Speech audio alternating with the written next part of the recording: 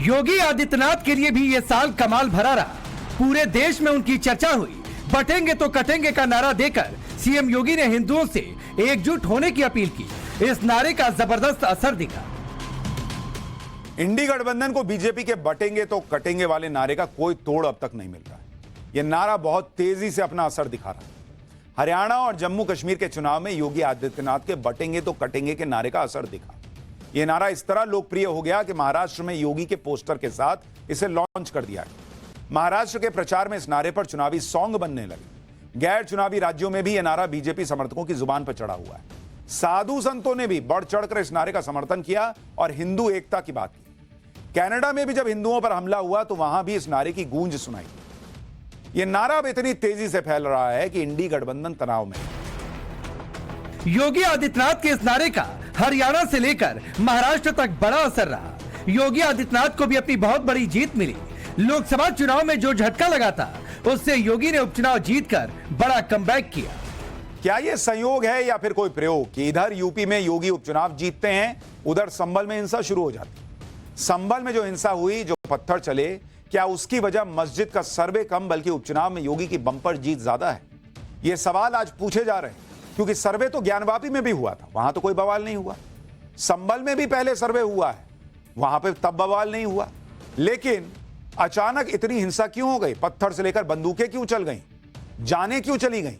बिना किसी के उकसावे के, बिना किसी के भड़कावे के इस तरह से कैसे पत्थर इकट्ठा हो गए और पत्थरबाज इकट्ठा हो गए? और इतने पत्थर हर बार कहां से जाते हैं भाई?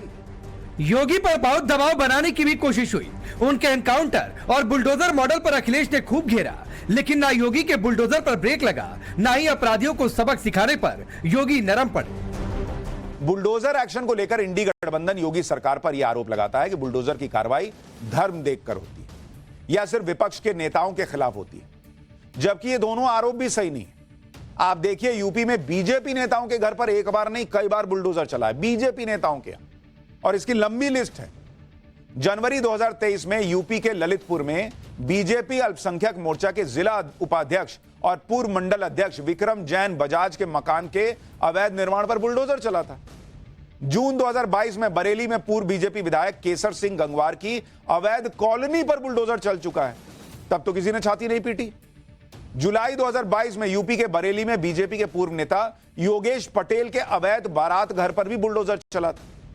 अगस्त 2022 में वाराणसी में बीजेपी जिला उपाध्यक्ष अखंड सिंह के अवैध निर्माण पर प्रशासन ने बुलडोजर चला दिया।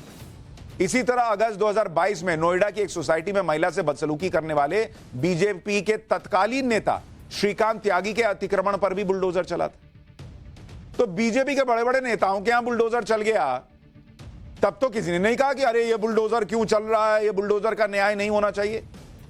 भाई वहां अतिक्रमण था, हटा दिया, वो बीजेपी का नेता हो या कोई हो।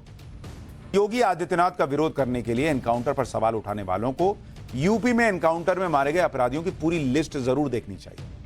यूपी में एनकाउंटर में सबसे ज्यादा अपराधियों की मौत मुलायम सिंह यादव की सरकार में हुई। उनके कार्यकाल में कुल 499 लोग एनकाउंटर में मारे।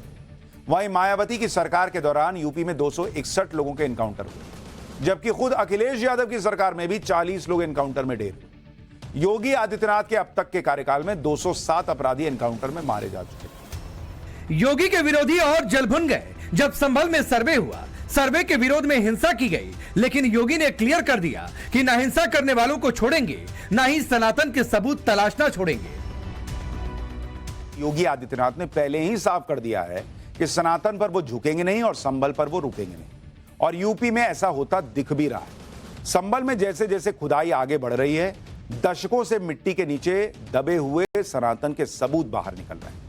संभल में 19 कुओं का जिक्र किया गया है और संभल में 19 के 19 कूप मिल भी चुके हैं। संभल में 68 तीर्थों का जिक्र है, जिसमें से 5 तीर्थ मिल चुके हैं, जिनकी एएसआई की टीम जांच कर चुकी है। संभल में मंदिरों को दबाए जाने की बात कही गई है। खोजबीन में अब तक दशकों से बंद पड़े 2 मंदिर मिल चुके हैं।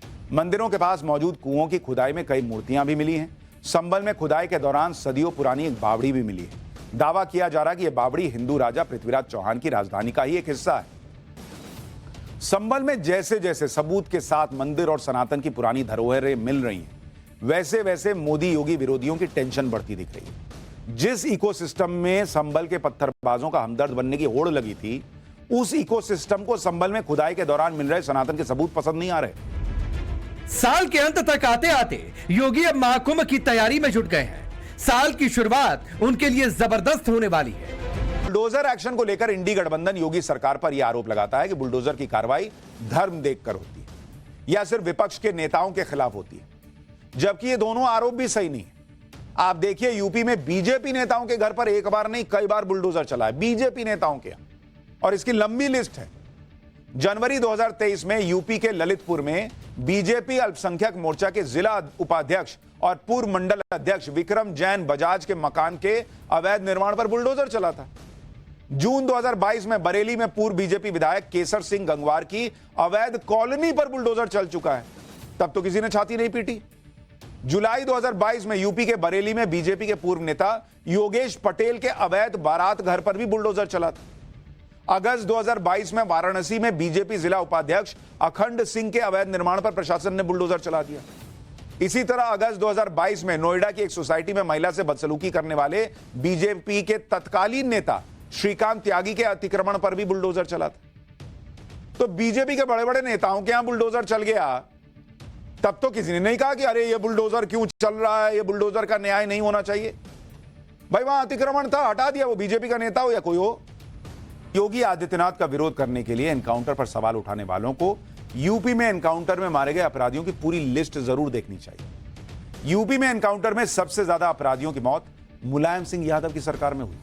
उनके कार्यकाल में कुल 499 लोग एनकाउंटर में मारे गए। वहीं मायावती की सरकार के दौरान यूपी में 261 लोगों के एनकाउंटर हुए, जबकि खुद अखिलेश यादव की सरकार में भी 40 लोग एनकाउंटर में ढेर हुए। योगी आदित्यनाथ के अब तक के कार्यकाल में 207 अपराधी एनकाउंटर में मारे जा चुके। योगी के विरोधी और जल भुन गए जब संभल में सर्वे हुआ। सर्वे के विरोध में हिंसा की गई, लेकिन योगी ने क्लियर कर दिया कि ना हिंसा करने वालों को छोड़ेंगे, ना ही सनातन के सबूत तलाशना छोड़ेंगे।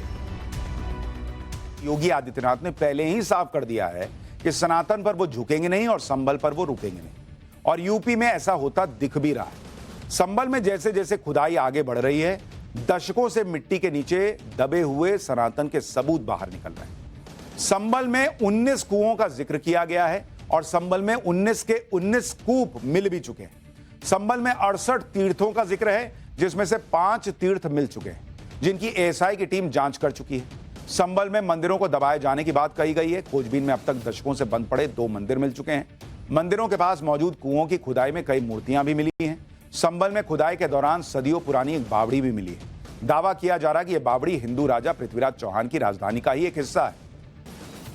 संभल में जैसे जैसे सबूत के साथ मंदिर और सनातन की पुरानी धरोहरें मिल रही हैं, वैसे वैसे मोदी योगी विरोधियों की टेंशन बढ़ती दिख रही है। जिस इकोसिस्टम में संभल के पत्थरबाजों का हमदर्द बनने की होड़ लगी थी, उस इकोसिस्टम को संभल में खुदाई के दौरान मिल रहे सनातन के सबूत पसंद नहीं आ रहे।